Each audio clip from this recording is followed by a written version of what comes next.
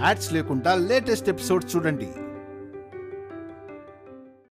అందుకే చందమామను చూపిస్తే పిల్లల ఏడుపు ఆగిపోతుంది. అల్లరి చేయకుండా గోరు ముద్దలు తింటారు. మన బిడ్డ అంతే అన్నమాట. బావా, గోరుముద్దలంటే గుర్తొచ్చింది. నువ్వు ముందు పాలు తాగు, చల్లారిపోతాయి. నేను కూడా తాగుతా, నువ్వు కూడా తాగు. నీకోసం తెస్తే నన్ను తాగమంటావేంటి బావా? ఇద్దరం కలిసి తాగుదా ఉంటున్నాను వైదేహి. నువ్వు తాగితే పాప ఆకలి కూడా తీరుతుంది. కావాలంటే అడుగు. చిట్టి తల్లి, చూసావా మీ నాన్న వేషాలు? ఇలాగే ఏదో ఒకటి చెప్పి నాతోనే తాగించేస్తారు. మరి నీకివ్వకుండా నాన్నొక్కిరే ఎలా తాగుతారమ్మా? అమ్మో, అప్పుడే నాన్న పార్టీ అయిపోయావా? ఏంటి, పాప నిన్నే పాలు తాగమంటుంది కదా, తాగు. ముందు మీరు తాగివ్వండి.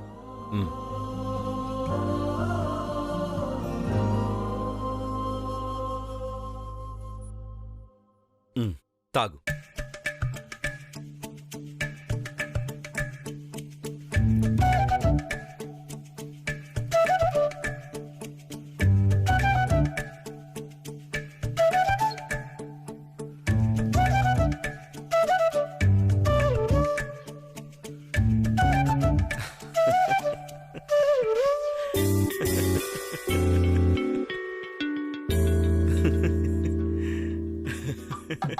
ఎందుకు నవ్వుతున్నావు బావా?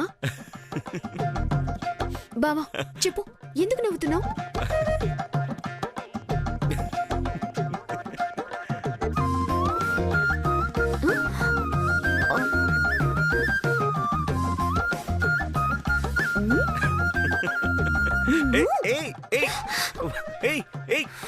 వైదేహి, తుడిచి తుడిచి తుడిచి. నువ్వు భలేదానివే. నేను తుడవడం ఏంటి? తుడుస్తావా లేదా? చిట్టి తల్లి, నువ్వేడు చెప్పు.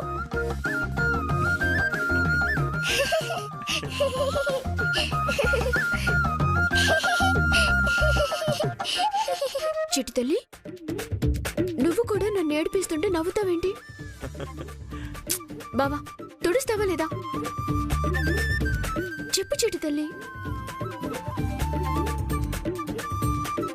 చిట్టి తల్లి అంటే నువ్వే తుడుచుకో అని అర్థం. అది కాదు బావా. పాప ఇప్పటి వరకు మాట్లాడింది కదా, ఇప్పుడు మాట్లాడడం లేదేంటి? చిట్టి తల్లి, ఏమైందమ్మా? ఎందుకు మాట్లాడడం లేదు? ఏమైంది?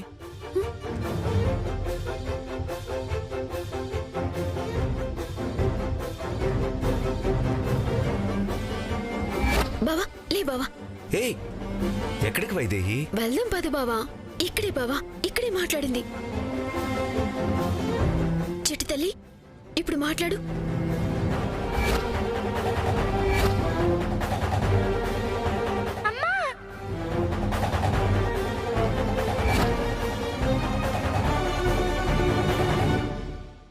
ఏమైంది వైదేహి? పాప మాట్లాడుతుందా లేదా? లేదు, మాట్లాడదు బావా. ఎందుకు మాట్లాడదు? ఇప్పటి వరకు మాట్లాడింది కదా. పైన చూడు బావా, చందమామని మబ్బులు కమ్మేస్తున్నాయి. అయితే పాప వెన్నెల ఉన్నప్పుడే మాట్లాడుతుంది బావా. అర్థమైంది వైదేహి. అందుకే నువ్వు వెన్నెల్లో ఉన్నప్పుడు మాత్రమే పాప నీతో మాట్లాడేది, లోపల ఉన్నప్పుడు మాట్లాడేది కాదు. అవును బావా. ఇప్పుడే ఈ మేఘాలడ్డు రావాలా? తల్లి బిడ్డల మధ్య మీ అడ్డేంటి? వెళ్ళండి.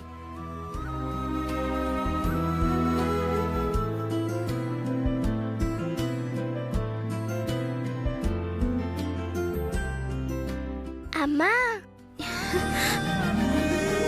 చిట్టి తల్లి, బావా, పాప మాట్లాడుతోంది. ఇక నా చిట్టి తల్లితో మాట్లాడాలంటే వెన్నెలకి రావాలి, అంతే. అవునమ్మా, పాలు తాగావు కదా, ఆ పాలు మీసాల్లో అంటుకుంటే నాన్న నవ్వుతున్నారు.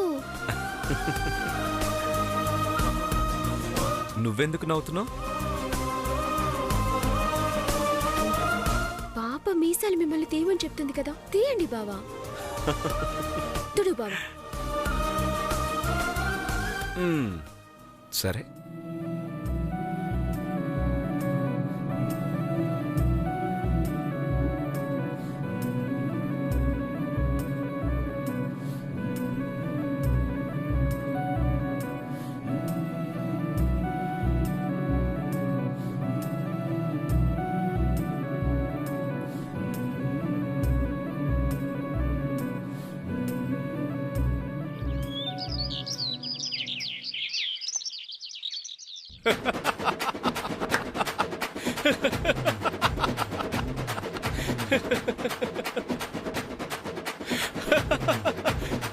ఏమన్నాడు వాలి చాలే ఆపరా. అమ్మా అమ్మో నవ్వు ఆపుకోలేకపోతున్నాడమ్మా. విశ్వాసం పెరగాలని మజ్జిగలో ఉప్పు ఎక్కువ కలిపాడంట. నువ్వు తాగాల్సింది ఊర్మిళ. నిజంగా రాజ్యాధిపతి పదవి ఇచ్చుండేవాడేమో. చాలా ఆపు. నన్ను చూస్తుంటే నీకు నవ్వులాటగా ఉందా? నా కాదు, మీ ఆయనకి నీ బతుకు నవ్వులాట అయిపోయింది.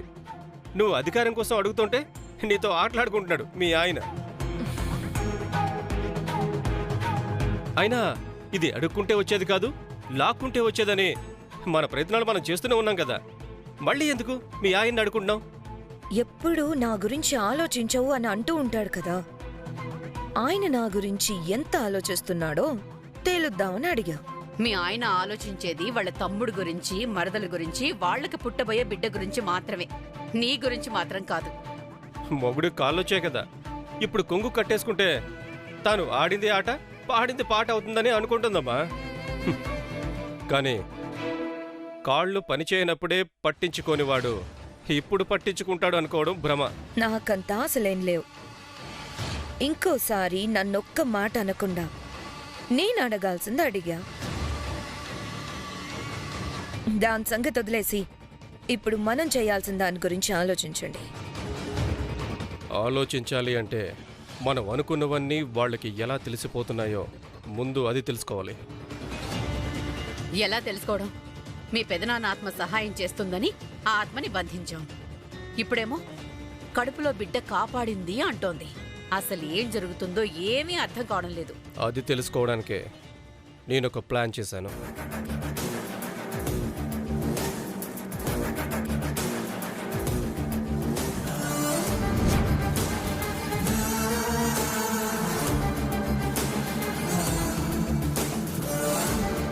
ఈ మైక్రోఫోన్ని వాళ్ళ గదిలో సెట్ చేస్తాను. అక్కడ వైదేహి, దేవాంశులు మాట్లాడుకున్న ప్రతి మాట ఇక్కడ స్పీకర్లో మనకు వినిపిస్తుంది. మిగతా ప్లాన్స్ లాగా ఇది కూడా మనకి రివర్స్ అవ్వదు కదా. ఇందులో రివర్స్ కావడానికి ఏముంది? ఆలోచించినప్పుడు అన్నీ అలాగే ఉంటున్నాయి, కానీ తిరిగి దెబ్బ తగిలినప్పుడు గాని తెలియడం లేదు ఏం తప్పు చేస్తున్నామో. అందుకే ఏది చేసినా 1కి 10 సార్లు ఆలోచించి చెయ్యడం మంచిది. 10 సార్లు కాదు, 100 సార్లు ఆలోచించి ఈ ప్లాన్ చేశా. ఇప్పటి వరకు మన ప్లాన్ గురించి వాళ్ళకి తెలిసింది కదా, ఇప్పుడు వాళ్ళ గురించి మనకు తెలుస్తుంది. ఆ ఒక్క విషయంలో మనం జాగ్రత్త పడితే తర్వాత వాళ్ళ ఊహకి అందని దెబ్బ కొడదాం. సరే, ఇంకెందుకు ఆలస్యం? వెళ్ళా పంచూడు.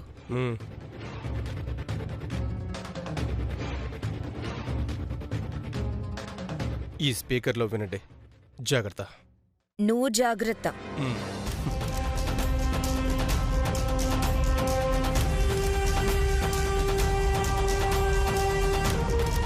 కంగారు పడద్దు ఊర్మిళ. గెలుపు ఎప్పుడూ ఒక్కరి సొంతం కాదు. మనము గెలుస్తాం. నాకిప్పుడు అనిపిస్తోంది.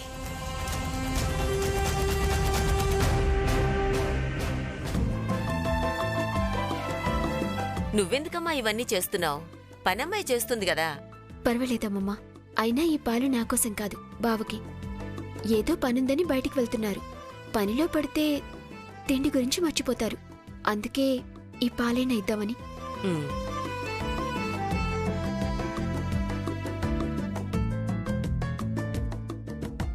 Yeah yeah yeah okay okay, నేను ½ అన్ అవర్లో వచ్చేస్తున్నా. బావా బావా, ఆ? ఈ పాలు తాగి వెళ్ళు. వైదేహి, నీ ఏం కాలుకేమైంది? కాలేదు బావా. నువ్వు రాయిలా కూర్చో. బావా బావా, కూర్చో కూర్చో. ఏది కాలు చూపించు. ఏం కాలేదు బావా. ఏం కాలేదంటావేంటి? నువ్వు ఒకదానివి. అయ్యో, కాలు వాపొచ్చింది. బావా, కడుపుతో ఉన్నప్పుడు కాళ్ళు వాపు రావటం సహజం. నువ్వు ఊరుకో, నీకేం తెలీదు. ఏమైంది మనవడా? చూడిందు, వైదేహి కాళ్ళెలా వాచిపోయాయో. ఏం కాదని చెప్తూ అలాగే కుంటుకుంటూ తిరుగుతుంది.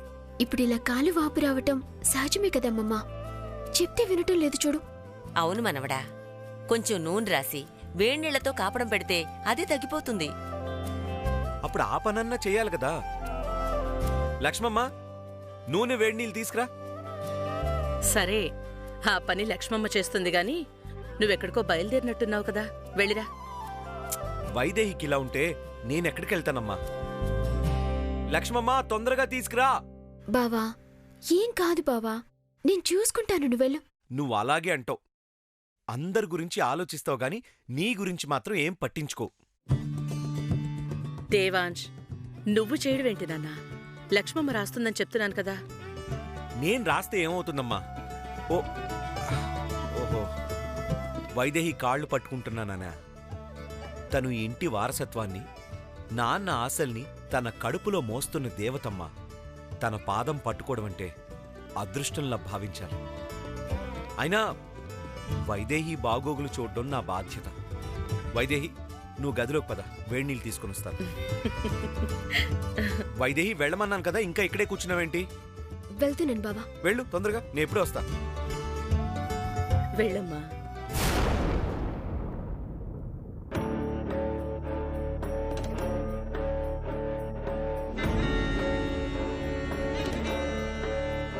ఈ గదిలో ఎక్కడ పెట్టినా వాళ్ళ మాటలు వినిపిస్తాయి.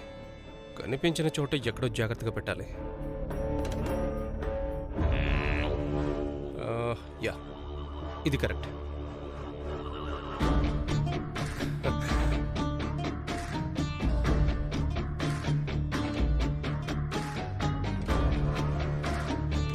పెట్టేశావా?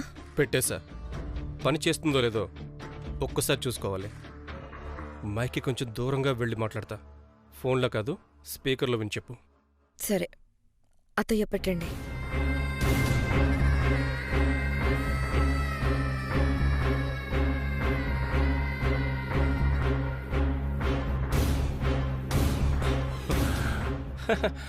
బావా, ఈరోజు వాళ్ళు ఏం ప్లాన్ చేస్తున్నారు?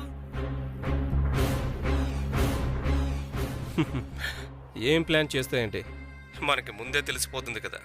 మరి మనకి ఎలా తెలిసిపోతుందో? వాళ్ళకి తెలిస్తే ఏం చేస్తాం బావా? ఏం చేస్తాం? వాళ్ళ చేతిలో కుక్క చావు చేస్తాం. అత్తయ్య, నీ కొడుక్కి ఓవర్ యాక్షన్ ఎక్కువైంది. హలో, వినిపిస్తుందా స్పీకర్లో? నీ ఓవర్ యాక్షన్ మొత్తం వినిపించింది. వాళ్ళకు కనిపిస్తే ఉతికారేస్తారు. మాకు వినిపిస్తుంది గాని త్వరగా అక్కడి నుంచి వచ్చి.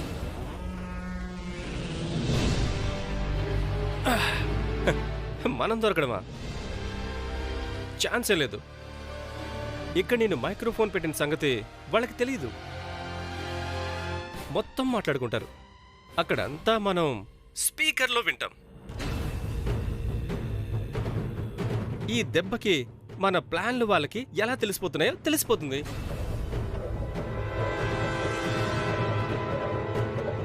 నాకెలా తెలిసిపోతుందో తెలుసుకోవటానికి ఇంత ప్లాన్ చేస్తారా? చెప్తా.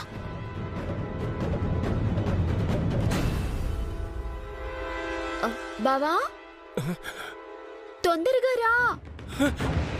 అమ్మో, వైద్యం వస్తుంది. ఇప్పుడు ఎలా తప్పించుకోవాలి?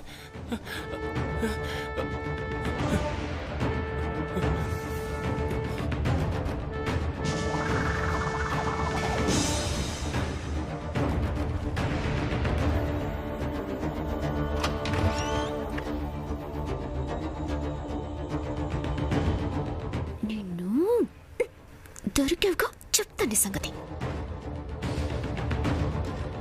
వైదేహి, అక్కడికి బావా,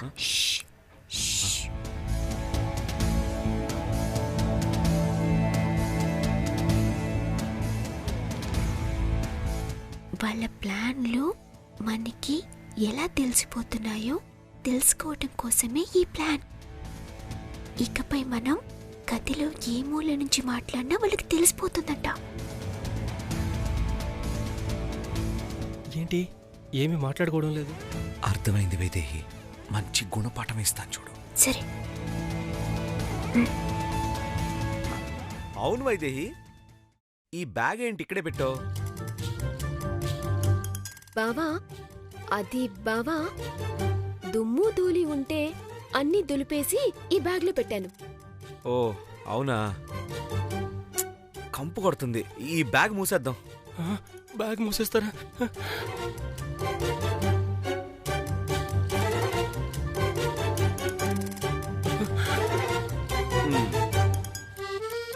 వామో, క్లోజ్ చేసేస్తారేంటి?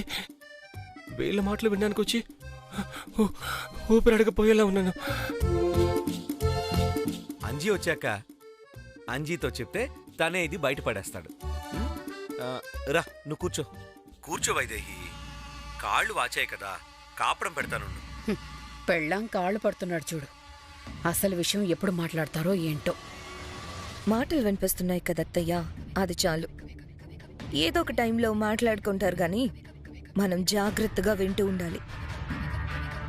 అవును, నీ కొడుకు ఇంకా రాలేదేంటి? వాళ్ళకు దొరికిపోలేదు కదా? దొరికుంటే ఈ పాటికి గొడవ చేసి ఉండేవారు. కానీ ఇలా కాళ్ళకి కాపడాలు పెట్టుకుంటూ కూర్చోరు కదా. అది నిజమే. ముందు వీళ్ళు ఏం మాట్లాడుకుంటున్నారో విందాం.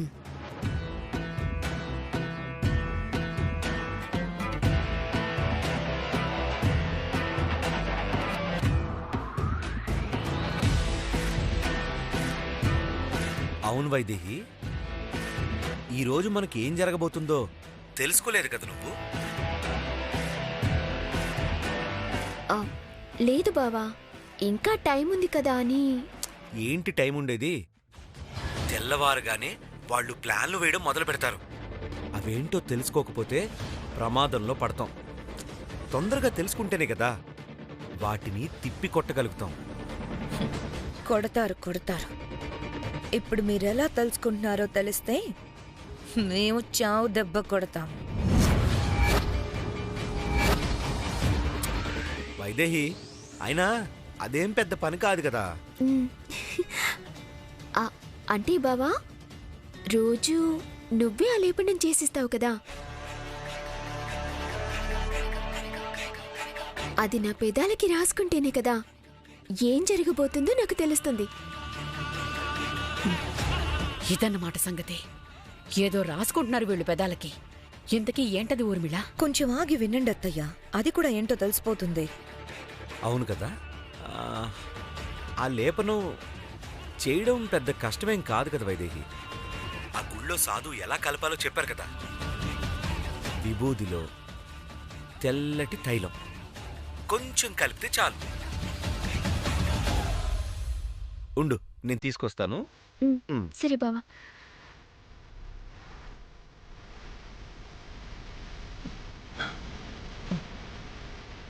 ఇదిగో వైదేహి, ఈ లేపనం తీసుకొచ్చారు. ఇందులో గమ్ముకు సంబంధించిన కెమికల్స్ అన్నీ యాడ్ చేశారు. చూడ్డానికి లేహ్యంలాగే ఉంటుంది, కానీ ఒక్కసారి పెదాలకు రాసుకుంటే 2 పెదాలు ఓపెన్ అవ్వవు.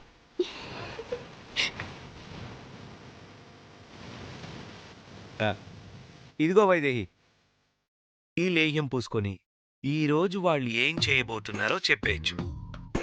సరే బావా, ఇదిగో పూసుకుంటున్నాను.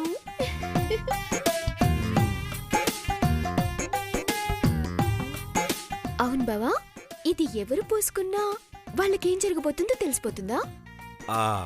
అదే కదా వైదేహి, ఈ లేహ్యం తాలూకు మహిమ నీ కడుపులో ఉన్న బిడ్డకి, నీ భర్తనైన నాకు ఏం జరగబోతుందో తెలుసుకోవాలనే నిన్ను పూసుకోమంటున్నా.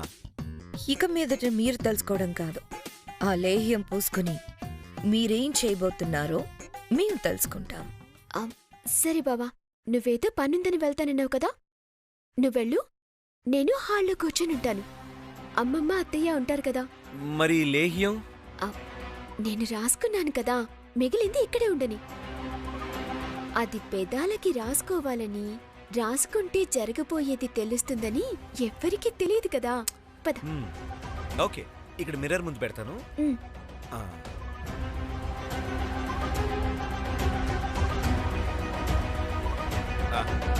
రా వైదేహి. అమ్మయ్యా, వెళ్ళిపోయారు. ఇప్పుడు బయటికి వెళ్ళి ఆ లేహ్యం పోసుకోవాలి. వీళ్ళేమో దీన్ని క్లోజ్ చేసేసారు. ఇప్పుడు బయటికి ఎలా వెళ్ళాలి?